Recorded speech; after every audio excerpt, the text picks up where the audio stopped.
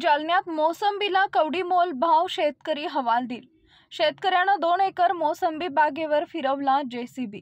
शेतीत घेतलेल्या कष्टाचे जर पदरात काही पडत नसेल तर शेतकरी किती हतबल होतो याचं हृदयद्रावक उदाहरण जालना जिल्ह्यात समोर आलं आहे। बाजारात मोसंबीला अक्षरशः कवडीमोल भाव मिळत असल्यामुळं एका निराश शेतकऱ्यानं आपल्या 2 एकर फुललेल्या मोसंबी बागेवर अखेर जेसीबी चालवला। हा केवळ एका बागेवर चालवलेला जेसीबी नाही, तर शेतीतल्या वाढत्या खर्चानं आणि बाजारभावाच्या घसरणीनं हतबल झालेल्या संपूर्ण शेतकरी बांधवांच्या वेदनेची ती अभिव्यक्ती आहे।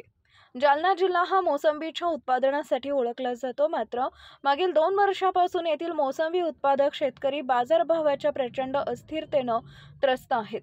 सद्यस्थितीत उत्तम प्रतीच्या मोसंबीलाही बाजारात फक्त 10 ते 12 रुपये प्रति किलो असा दर मिळतोय। ही दुःखद व्यथा अंबड तालुक्यातील पिटोरी शिरसगाव येथील आहे। कैलास खोमने हे शेतकरी अनेक वर्षापासून मोसंबीची लागवड करत आहेत। चांगला नफा मिळवून देणारं पीक म्हणून ओळखल्या जाणाऱ्या मोसंबीच्या बागेसाठी त्यांनी रात्रंदिवस मेहनत घेतली, परंतु उत्पादन खर्च, खते, मजुरी आणि पाणी यावर केलेला खर्च पाहता 10 रुपये किलोचा दर हा निव्वळ नुकसानीचा सौदा ठरला आहे। खर्चही वसूल होत नसल्यानं कर्जाच्या आणि नुकसानीच्या खाईत लोटले जाण्यापेक्षा कैलास खोमने यांनी अत्यंत जड अंतकरणानं एक टोकाचा निर्णय घेतला। मोसंबी तोडून बाजारात नेण्याचा खर्चही परवडत नाही, त्यापेक्षा झाडं उपटून टाकलेली बरी।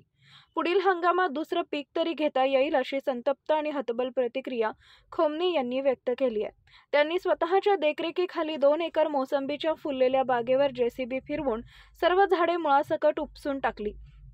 शेतकऱ्याच्या या कृतीमुळे केवळ जालना जिल्ह्यातच नाही, तर संपूर्ण महाराष्ट्रभर कृषी क्षेत्रात सध्याच्या भीषण परिस्थितीवर गंभीर प्रश्नचिन्ह उभं राहिलं आहे। शेतकऱ्याचे हे दुःखद पाऊल कृषी मालाच्या योग्य हमीभावाच्या मागणीला अधोरेखित करते।